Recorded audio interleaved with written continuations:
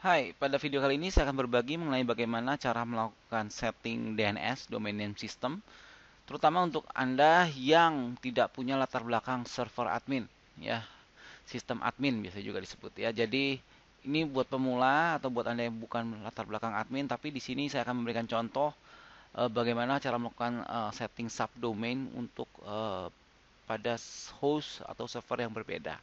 Ya, mari kita mulai. Oke, jadi kalau saya bicara mengenai domain name system, ya, komputer itu kalau di internet pada dasarnya bekerja dengan komunikasi dengan namanya IP, ya, Internet Protocol. IP itu ya seperti yang kita lihat di layar ya. Jadi angka-angka, ya seperti alamat lah, ya. Jadi komputer sini alamatnya apa, komputer situ alamatnya apa, komputer X alamatnya apa, ya seperti itu. Nah, domain name system cara kerjanya adalah melakukan translate dari angka-angka ini menjadi sebuah nama yang kita kenal ya. Jadi nama yang bisa kita baca.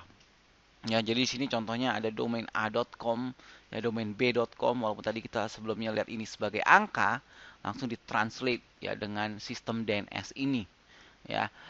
Dan juga ini nyangkut ke subdomain ya. Jadi kalau kita punya domain A di let's say di satu server A gitu ya, kemudian kita subdomain yang mau di server B gitu ya, itu juga bisa ya. Jadi sistem DNS ini nanti sifatnya propagasi, jadi ada beberapa server, ada banyak sekali sistem DNS dan mereka saling mirroring ya. Jadi untuk translate, oke, kalau ada orang akses domain a.com, mereka ke IP mana?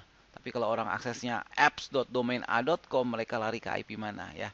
Cara kerjanya seperti itu. Nah, ada beberapa catatan record yang dalam suatu DNS itu biasanya seperti ini ya. Ada a record ya, biasa untuk subdomain ya. Jadi a record tuh simple, cuma namanya apa diarahkan kemana ya. Ada cname record ya. Cname record biasa buat alias. Jadi misalnya eh, demo.tipsampu.com sama dengan misalnya demo titik aktif domain a.com gitu misalnya ya. Jadi ada dua domain yang namanya sama, itu biasanya dipakai untuk alias ya. Ada catatan SPF record yang nanti kita akan lihat. SPF record ini untuk melihat apakah email yang dikirimkan dengan domain ini itu valid atau enggak ya. Ada verifikasinya atau enggak ya. Kemudian ada MX record ya. MX record untuk setting penerimaan email ya. Jadi SPF untuk verifikasinya, MX itu untuk servernya ada di mana ya. Dan yang terakhir ada text record ya. Biasanya nanti digunakan untuk seperti Webmaster Tools atau Search Console dari Google, mereka verifikasi di text record.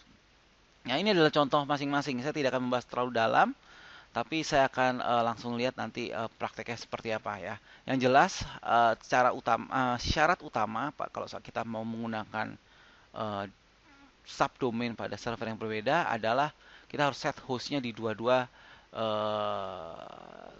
di dua server ini ya. Hostnya sudah di set ya. Atau istilah umumnya dua-duanya harus ada akunnya. Ya, contoh ada tipsampuh.com di server A, kemudian kita mau bikin tutorial.tipsampuh.com di server B, maka di dua server ini harus ada akunnya, harus ada cPanelnya. Nah, istilah simple seperti itu ya. Kita akan demo sekarang ya. Ini adalah situs tips ampuh ya. Oke, kita akan masuk. Gimana sih cara setting DNS-nya? Kita akan masuk seperti ini ya. Jadi kita ke cPanel, kemudian kita masukkan uh, username dan password ya. Nah, nanti di kanan itu ada namanya advanced DNS ya. Itu ada di sini ya, advanced DNS. Kita klik. Nah, di Advanced DNS ini adalah setting DNS yang saya cerita tadi ya. Ini ada a-record ya. Jadi a-record nih tadi. Jadi kalau ada tipsampu.com ke server ini ya, ini adalah IP address dari tipsampu.com ya. Kemudian ini namanya txt record ya. Txt record nih formatnya SPF ya, SPF record ya. Jadi text record itu bisa pakai buat apa aja sebenarnya, tergantung kebutuhan ya. Ada CNAME ya. Nah, cara untuk kita bikin subdomain pada server yang berbeda ya, itu sebenarnya simple ya. Jadi kita tinggal buat seperti ini, tutorial, uh, terus kemudian ini TTL, time to live ya, kita masukin aja sama 14.400. Nah, ini adalah dalam detik 14.400 ya, atau sekitar 4 jam ya. Jadi kalau kita mau tahu ini berapa jam, dibagi aja 3.600 detikan per jam, jadi dibagi 3.600 jadi 4 jam. Kemudian di sini kita perlu tahu server ya, servernya apa gitu ya. Di sini saya udah punya akun ya. Contohnya ini adalah server baru ya. Jadi server pertama di 192 sekian sekian, server baru di 168 sekian sekian. Saya sudah set akun untuk tipsampuh.com-nya nih ya. Jadi tinggal masuk ke tips ampuh. Sorry ya. Tips.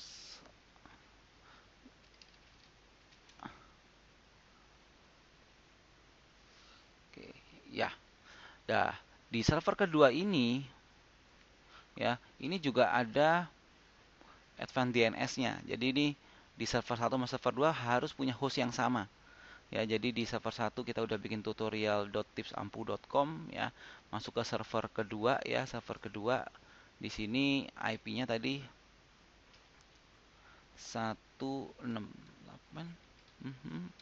Oke. Kita timbal add record ya. Jadi akan diarahkan ke sini. Nah, di sini kita harus bikin hal yang sama nih. Ya, jadi harus siap tampung hostnya. Ya, jadi hostnya di sini saya tinggal set, kita bikin subdomain aja di sini lewat menu cPanel, subdomain. Ya, kita kasih nama tadi apa? Tutorial. Berarti ini tutorial. Ya, jadi kita create. Oke, ini udah. Ya. Jadi kita tunggu propagasi, nanti kita bisa set di tutorial.tipsampuh.com. Nah ya, ini udah jalan ya. Jadi kalau kita masuk di server yang baru, file manager, ya, kemudian kita misalnya ambil di tutorial, new file, saya kasih nama index.html misalnya. Oke, edit.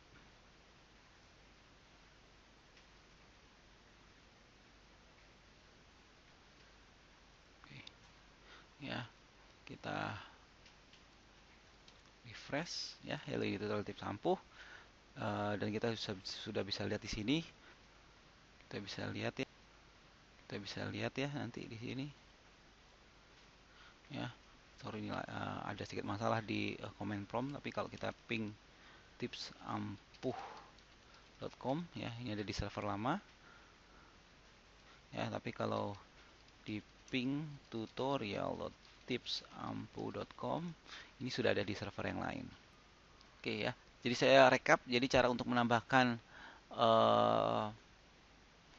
subdomain ya, atau mengatur subdomain dengan DNS itu ada di halaman ini ya. Masuk ke cPanel, masuk ke Advanced DNS Zone Editor di sini. Kemudian di sini tinggal pilih ya, kita mau namanya apa, misalnya demo gitu ya.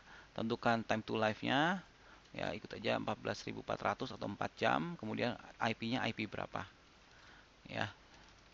Nah, pastikan di server yang baru ya, di sini sudah ada domainnya sudah terset ya, dan juga selain domainnya sudah terset, kita sudah bikin subdomainnya juga, jadi langsung bisa ditampung. Oke, saya Victor, semoga tutorial ini berguna buat Anda. Bye.